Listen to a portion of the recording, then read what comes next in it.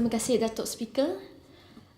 Belanjawan 2021 ini merupakan belanjawan yang tertinggi, yang terbesar. Tetapi tampaknya bahawa saya rasa sangat sedih kerana dalam belanjawan 2021 ini tiada pengumuman tentang sekolah baharu yang diluluskan. Dalam belanjawan 2020, Pakatan Harapan meluluskan 8 buah sekolah baharu termasuklah Putrajaya dan juga Marang. Belanjawan 2021 ini merupakan satu belanjawan untuk melawan COVID-19. Tetapi akhirnya kita tak luluskan sebuah pun sekolah baharu. Jadi saya nak tanya, bagaimana kita nak pastikan bahawa budak-budak kita dapatlah amalkan penjarakan fizikal apabila mereka balik ke sekolah. Menurut NUTP, 50 buah sekolah melaksanakan sistem penggiliran bagilah memastikan penjarakan fizikal berlaku. Murid-murid kita mengambil giliran untuk balik sekolah kerana situasi sekolah yang sangat sesak. Pada tahun 2019, Kementerian Pendidikan Malaysia menggemukakan 17 cadangan kepada EPU untuklah cadangan sekolah baharu kepada EPU. Malangnya, kebanyakan permohonan KPM ini telah ditolakkan. Jadi saya rasa sangat sedih kerana saya percaya bahawa mestilah tahun ini KPM akan mengemukakan cadangan sekolah baharu yang sama kepada EPU. Tetapi kenapa tempat-tempat yang sesak sepertilah Bukit Jalil, sepertilah Ceras, sepertilah Putrajaya, sepertilah Kota Warisan, Kota Kemuning, tempat-tempat ini tidaklah diberi keutamaan. Saya nampak bahawa satu dana yang sebanyak 85.5 juta ringgit diberikan kepada jasa. Saya nak cadangkan di sini bahawa marilah kita gunakan peruntukan ini untuk mendirikan, membangunkan sekolah baharu. Peruntukan sebanyak 85.5 juta ini bolehlah membina sekurang-kurangnya 2 hingga 3 buah sekolah baharu. Bukankah lebih baik kalau kita gunakan peruntukan ini untuklah manfaat murid-murid dan bukanlah untuk agenda politik PH. Ataupun kalau kita tak mahu mendiri sekolah baharu, 85.5 juta ringgit ini juga boleh digunakan untuklah memperbaiki sekurang-kurangnya 10 hinggalah 12 buah sekolah daif. Ataupun kita boleh melengkap 855 buah sekolah denganlah kemudahan mesra OKU.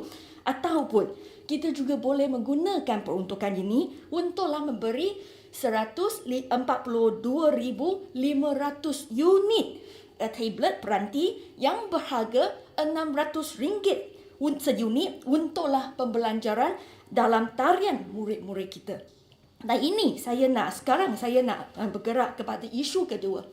Beberapa ahli maklumat telah sebut bahawa semasalah pandemik COVID-19 ini, sekolah kami telah tutup. Sejaklah 9 hari bulan November sampailah sekarang. Penutupan sekolah dibuat di seluruh negara. Tetapi sebenarnya KPM sendiri juga menyedari bahawa masihlah wujud jurang digital dalam kalangan murid yang terdiri daripada pelbagai latar belakang sosio-ekonomi, sama ada di kawasan bandar, luar bandar ataupun kawasan-kawasan pendalaman.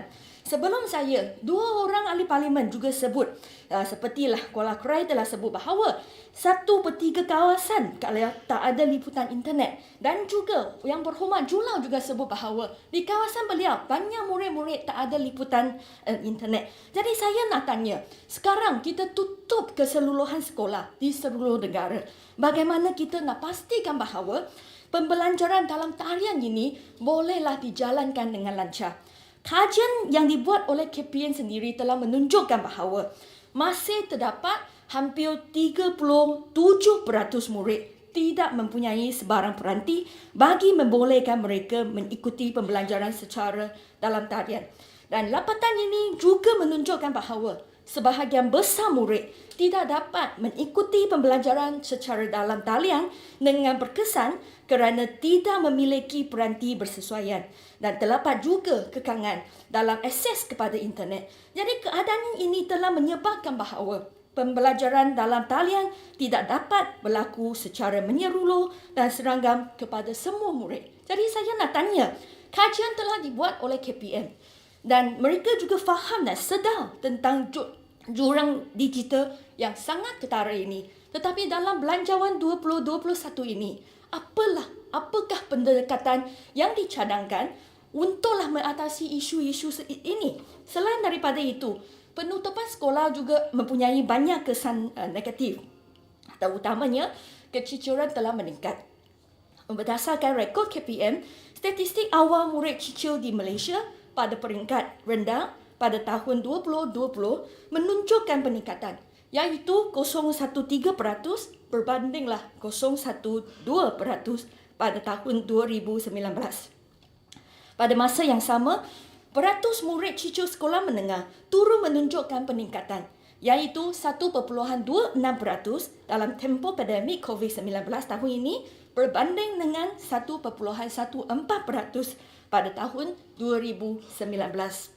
Selain daripada itu, kajian daripada UNICEF juga tunjuk bahawa walaupun hadir ke sekolah, seorang daripada 5 orang kanak-kanak hilang minat bersekolah selepas PKP.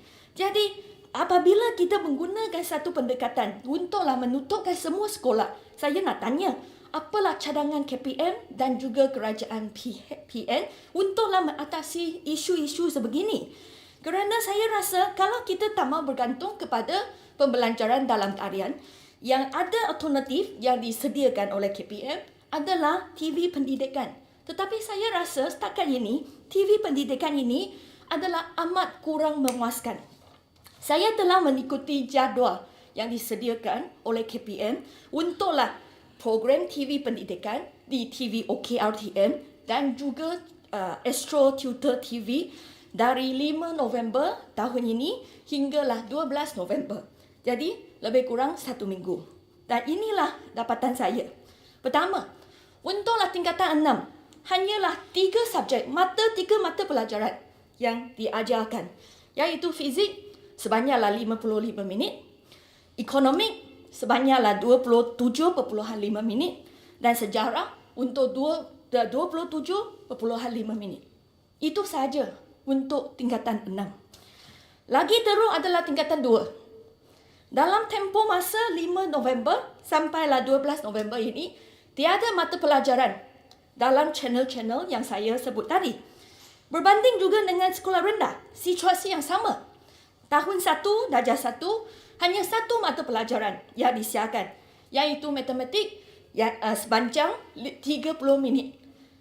Di sekolah rendah, untuk tahun 1, untuk darjah 1, 1 minggu sepatutnya seorang murid bolehlah belajar matematik sepanjang 300 minit seminggu. Tetapi dalam TV Pendidikan 3, kita untuk tahun 1 hanya 30 minit yang disediakan. Sama juga untuk tahun 3. Matematik 30 minit seminggu. Bahasa Melayu 150 minit seminggu. Bahasa Inggeris 30 minit seminggu. Jadi untuk seminggu, tahun 3, program yang disiarkan itu adalah sebanyak 210 minit seminggu. Berbanding dengan tahun 1, saya rasa ini agak baiklah.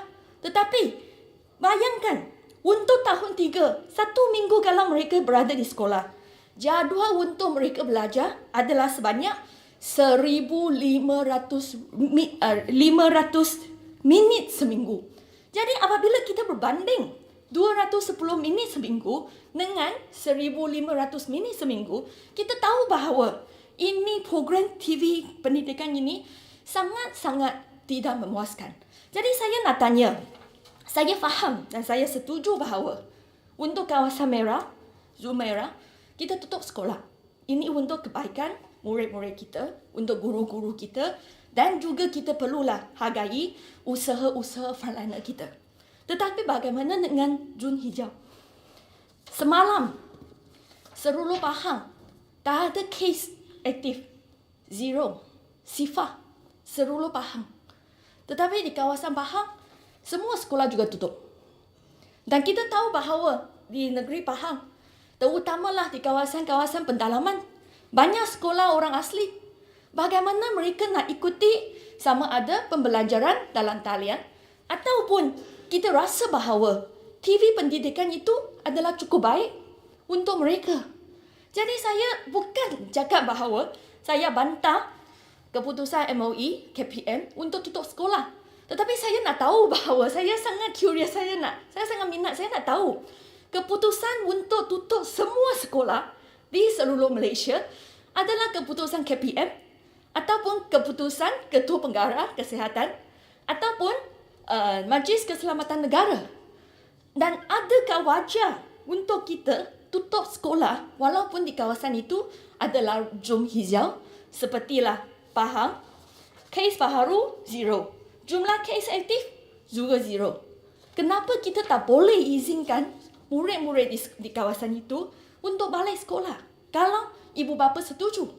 Saya tak ada masalah. Kalau ibu bapa cakap bahawa mereka tak percaya dan tak rasa selamat untuk hantar anak mereka pergi sekolah, boleh.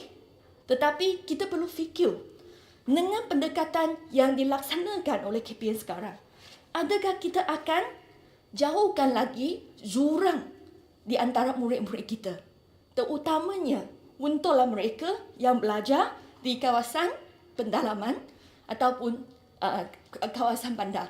Saya rasa jurang pendidikan ini adalah satu isu yang sangat penting, tetapi malangnya kita tak nampak keutamaan diberikan dalam Belanjawan 2021 ini. Apa cadangan kerajaan PN untuk mengatasi jurang digital ini?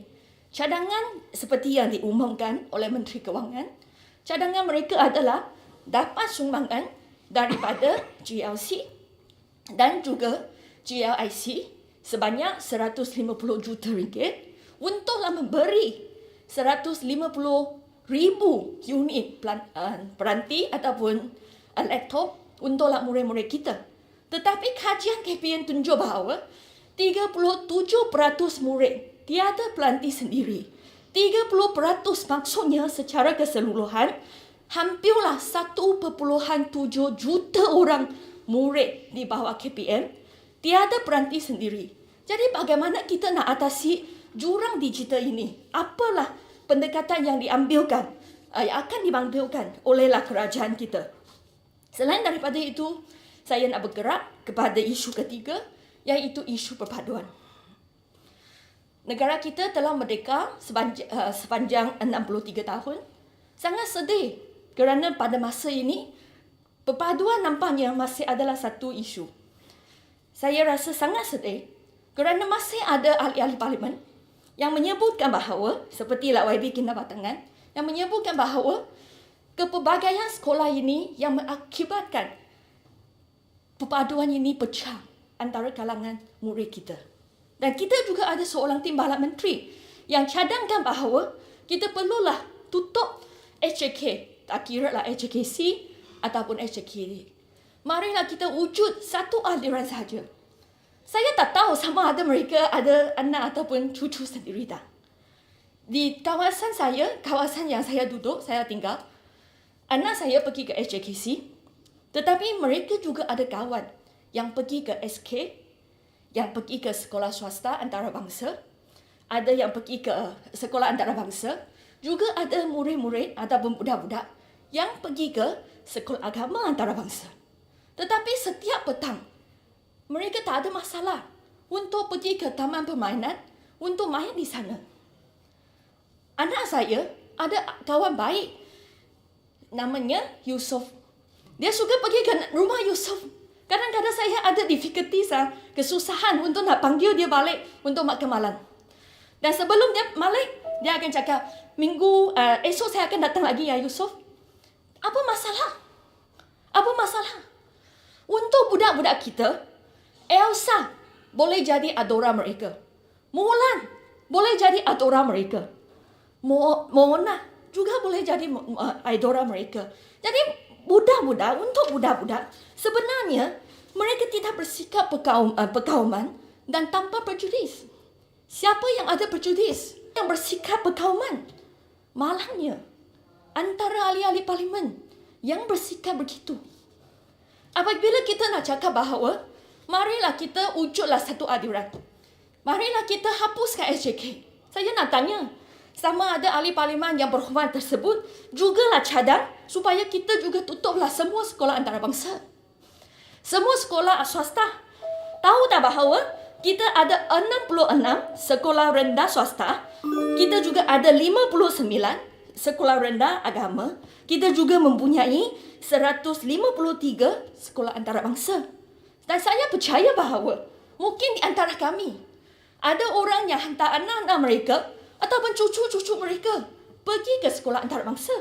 Saya tak akan mempertikaikan hak mereka. Dan saya nak tanya, adakah kerana mereka buat satu keputusan sedemikian, kita akan cakap bahawa ahli yang berhormat itu tak cintai Malaysia?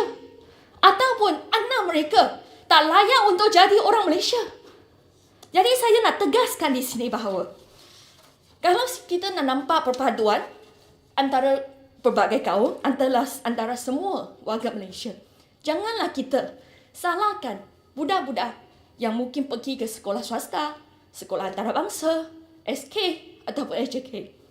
Biarlah kita fikirkan kenyataan kita, sama itu yang akan pecah belahkan rakyat kita. Sekianlah ucapan saya pada hari. Terima kasih. Terima kasih.